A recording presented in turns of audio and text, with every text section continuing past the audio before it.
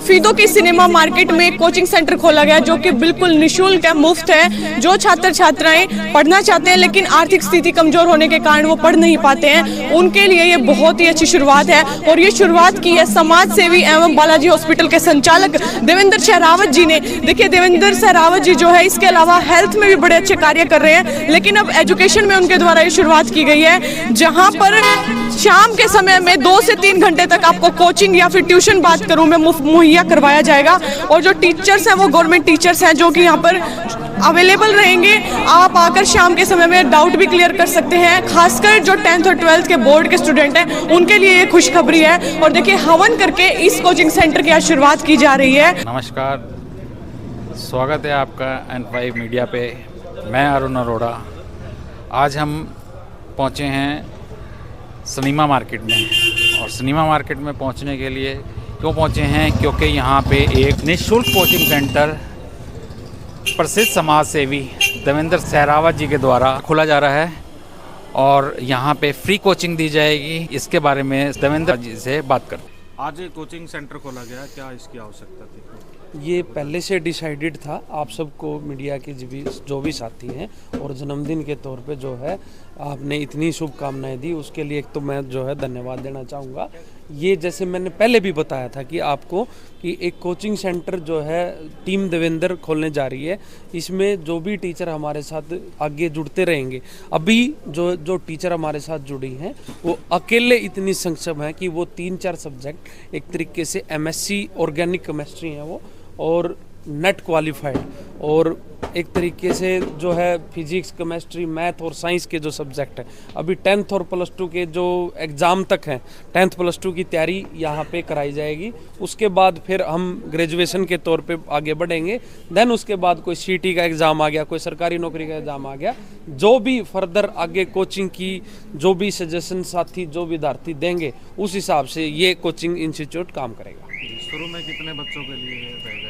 ये एक तरीके से इसमें कोई नंबर नहीं है, एक तरीके से ये दो जगह हैं। इसमें आराम से 100 बच्चे बैठ सकते हैं और आराम से बैठ के। पर मैं भी एक अपील करना चाहूँगा भी जो बच्चे लेट होते हैं वो सेम क्लास आपको फ़ोन पे भी चलती हुई नज़र आएगी। वो एक तरीके से लाइव पूरा कंसेप्ट रहेगा, रिकॉर्डेड भी रहेगा। जो लाइव नहीं देख सकते वो रिकॉर्डेड भी आगे पीछे करके। पर यदि मैम ने कोई सवाल समझाया है और किसी को समझ में नहीं आया, मैं ये समझता हूँ एक लाइव क्लासेस में हो सकता है वो दोबारा कैसे देखे। मैं ये समझता हूँ कि रिकॉर्डेड क्लास में उसको बार बार वो उस चीज़ को देख सकता है। और मैं पूरे सफीदो हल्का वासियों को ये अपील भी करना चाहूँगा, आपने इसमें हमारा साथ देना है। कोई गलती सलती होए आगे सजेशन के तौर पे, भाई आप इसमें ऐसे कर सकते हो, विद्यार्थी ऐसे चाहते हैं इसमें ऐसे कर लो, भाई फिजिक्स में आप कम टाइम दो, केमिस्ट्री में ज़्यादा दो, ऐसे ऐसे सजेशन जैसे जैसे आते रहेंगे। इस हिसाब से टीम देवेंद्र और ये coaching centre, CSC centre, health में सिलाई सेंटर, जो हम जो है टीम देवेंद्र करने जा रही है सफीदों में, और जो कर रही है पिछले 1 साल से, ये उसी श्रेणी में एक नई शुरुआत करी है हमने। देवेंद्र जी, अगर कोई आपकी मुहिम से जुड़ना चाहता है और आपके सेंटर में पढ़ाना चाहता है तो उनके लिए किस तरह का क्या है? हाँ, ये बिल्कुल बहुत अच्छा सवाल पूछा आपने। जैसे मैं बोला था कि 5000 जो युवा साथी हैं, उसके पीछे ये भी लॉजिक है। अब खाली सेंटर पर तक सीमित नहीं है। आपको मैं टीम देवेंद्र का लक्ष्य समझाता हूँ। पहले तो जैसे सरकारी स्कूल हैं जो है 90 से 100 के बीच में, आंकड़ा एग्जैक्ट नहीं बता पाऊंगा आपको क्योंकि ये जो है एक तरीके से हमने ये भी संकल्प लिया है। मान लो किसी गांव में सरकारी स्कूल में कोई टीचर की कमी है और टीम देवेंद्र उसको वहाँ भी अलॉट करने का काम करेगी। जैसे फॉर एग्जांपल मलार गांव में, मेरठ गांव में किसी भी सब्जेक्ट का, क्योंकि देखो सरकार भी एक वर्ग लोड तक ही टीचर अवेलेबल कराती है। यदि मान लो बच्चे हैं 10 और टीचर हो सकता है वो 10 बच्चों के लिए एक टीचर सरकारी अवेलेबल ना हो, बट टीम देवेंद्र ने एक लक्ष्य बढ़ाया कि भाई ये जो 96-95 सरकारी स्कूल हैं और ये जो साथी हमारे साथ जुड़ेंगे, उन साथियों का काम टीम देवेंद्र चलाएगी और उन बच्चों को पढ़ाने का काम जो साथी हमसे जुड़ेगा उसको आगे हम इस सेंटर तक सीमित नहीं, गाँव में जिस सरकारी स्कूल में किसी टीचर की कमी है या गांव में। अब मैं ये समझता हूँ कि धीरे धीरे हम सरपंच साहबों को इस चीज़ से जोड़ रहे हैं। सरपंच साहब को एक कमरा अवेलेबल कराना है। मैं एक जगह की बात कर रहा हूँ। यदि देखो, मैं ये समझता हूँ कि यदि सब कुछ घर पे हो तो फिर इतनी चीज़ों की जरूरत क्या पड़े। मैं ये समझता हूँ कोई ऐसा कमरा पंचायती तौर पे अवेलेबल करा दिया जाए। हम एक ऐसी व्यवस्था कर दें उसमें कि भाई वहाँ भी बैठ के आप यही वाली कोचिंग वहाँ पे भी चला सके। ऐसा भी सिस्टम हमने, मैं वही कह रहा हूँ, जैसे जैसे सुधार आएगा, जैसे जैसे सजेशन आते रहेंगे, उस हिसाब से टीम देवेंद्र एजुकेशन में हेल्थ की तरह ऐसे वे काम करती नजर आएगी। और महिलाओं को लेकर एक पत्रकार ने सवाल पूछा था, वो मेरे को एक जानकारी देनी है। जैसे महिलाओं के लिए तकरीबन आपने हॉस्पिटल के लेवल पे बात करें, कोचिंग सेंटर में सिलाई तकरीबन महिलाएं जुड़ी हुई हैं। फिर भी उस पत्रकार ने बहुत अच्छा सवाल पूछा था कि महिलाएं जो ये ग्रुप लोन है, इसमें बहुत ज़्यादा महंगा ब्याज होने के कारण उसमें दस्ती भी नज़र आ रही है। तो उसका क्या है? देखो, ये एक बहुत बड़ा डिसीजन है।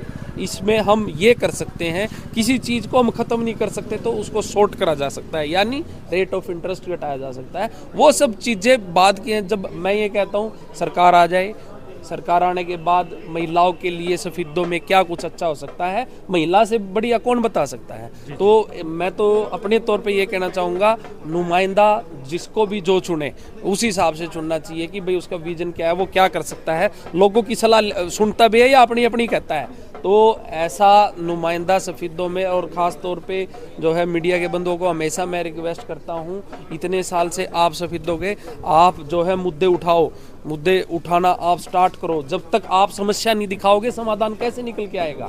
तो मेरी आप सबको जो है मेरे जन्मदिन को इतना अच्छा बनाने के लिए बहुत बहुत धन्यवाद। 2024 में चुनावी साल है ये, इसको जैसे आप काम कर रहे हैं, क्या चुनाव से जोड़कर तो नहीं देखा था? नहीं, मैं कहता हूँ जोड़ लो, क्या दिक्कत है, जोड़ना भी चाहिए। मैं कह रहा हूँ चुनाव तो अक्टूबर तक खत्म है, उसके बाद भी ये तो हॉस्पिटल कहीं नहीं जा रहा, कोचिंग सेंटर कहीं नहीं जा रहे, सिलाई सेंटर कहीं नहीं जा रहे। ये तो देखो, जो चीज़ मैं खुद कर रहा हूँ, अब मैं कहीं नहीं जा रहा, तो जब मैं कहीं नहीं जा रहा तो ये काम कहाँ जा रहे हैं। और रही बात, मैं ये कह रहा हूँ, आज हम 100 साथी हैं, कल को ये साथी बढ़ेंगे तो घटने की तो बहुत दूर की बात है, आगे ये कारवां बढ़ता रहेगा। और ये एक टीम वर्क है, अकेला कुछ नहीं कर सकता देवेंद्र।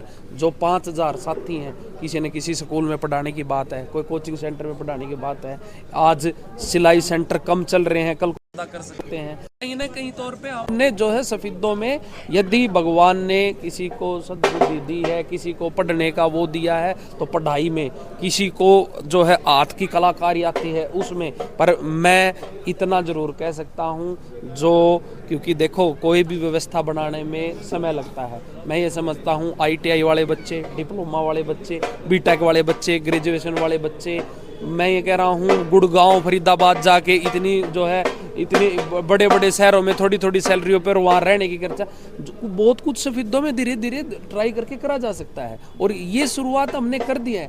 अब हम अभी एक आंकड़े के तौर पे बता रहा हूँ, अभी तक हमारे साथ 100-125 जो है एम्प्लॉय जुड़ चुके हैं। और धीरे धीरे जैसे जैसे हम कई फील्डों में काम करेंगे, ये कारवां बढ़ता रहेगा। एजुकेशन की और जो है एक तरीके से रोजगार की बात मैं कर रहा था।